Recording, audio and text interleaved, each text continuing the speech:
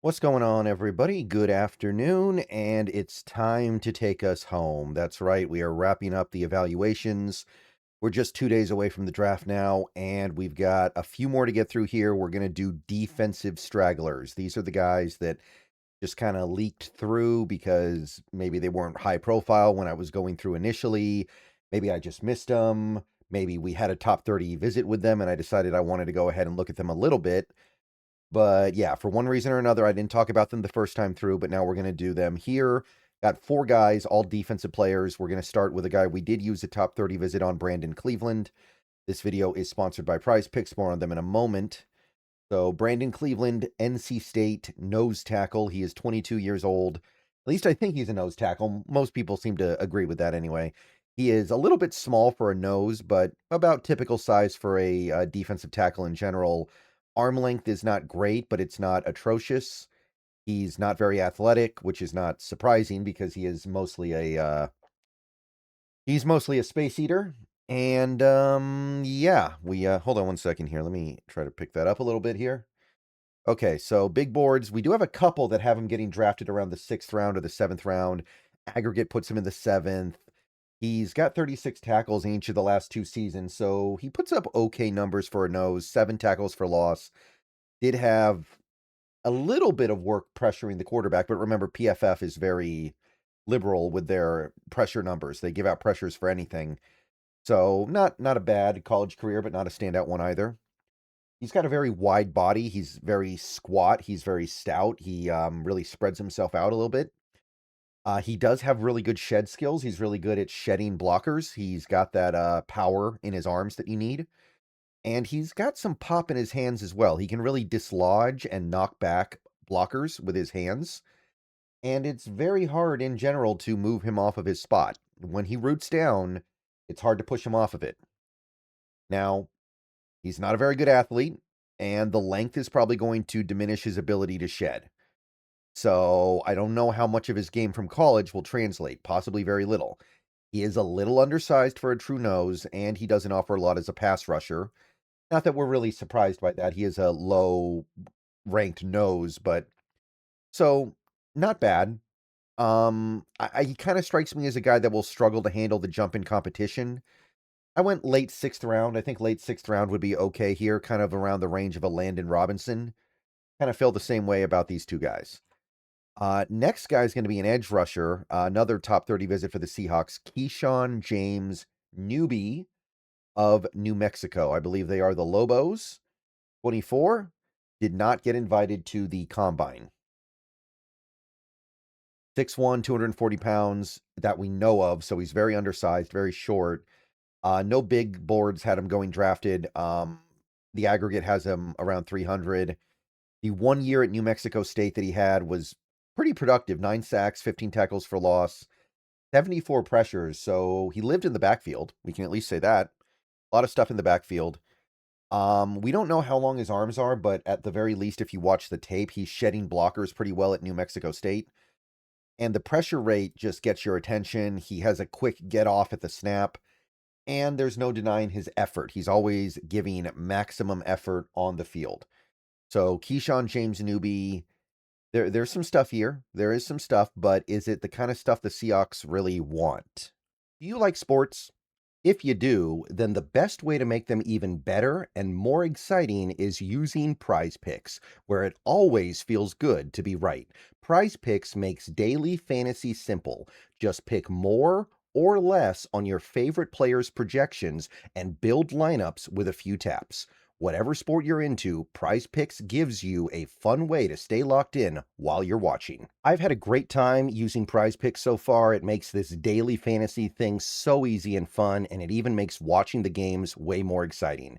And with the cool social feeds feature, you can share lineups with your friends and even follow partners to tail or fade their picks. Obviously, we're in the NFL offseason right now, but we've got basketball, baseball, hockey, all kinds of other stuff, so don't be afraid to test things out in whatever sport clicks with you.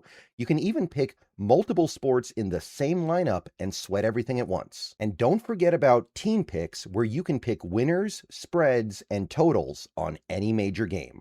So, download Prize Picks, America's #1 sports app.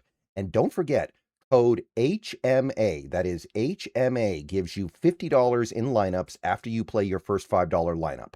Prize picks. It's good to be right. And remember, always gamble responsibly. Now, we are talking about a small school player here, and he's undersized. So this is the kind of player that does do well in college because it's a smaller college, and then they get to the pros and can't hack it. So if that ends up happening, it won't be a surprise. I mean, before New Mexico, I think he was at like Idaho or something. So it's not like he's producing against the best competition. He doesn't really have power. He doesn't really hold his ground that well when he's trying to set the edge against the run. And he doesn't really have pass rush moves. He just wins with speed and shedding abilities and get off and stuff like that. So I don't really know why the Seahawks would want him. This is very much an undersized edge. With how small he is, I almost wonder if the Seahawks are looking at him as like a off-ball linebacker convert. That might make sense. But I can't really make sense of it as like an edge rusher because this is not the kind we go for. I don't think you need to draft him. Just wait for UDFA.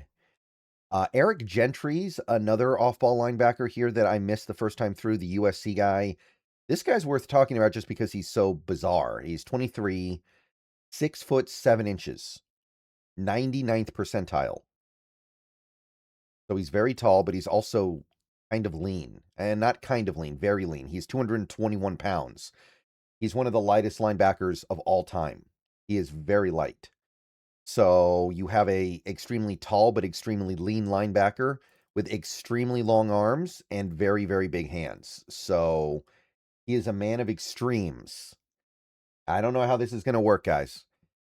A couple big boards do have him getting drafted. The aggregate has him in the late 7th right now. He is coming off a year with 76 tackles, 7 for loss, 3 sacks, 5 forced fumbles, so he's got a knack for that. But overall, Eric Gentry, hard to figure out how this works.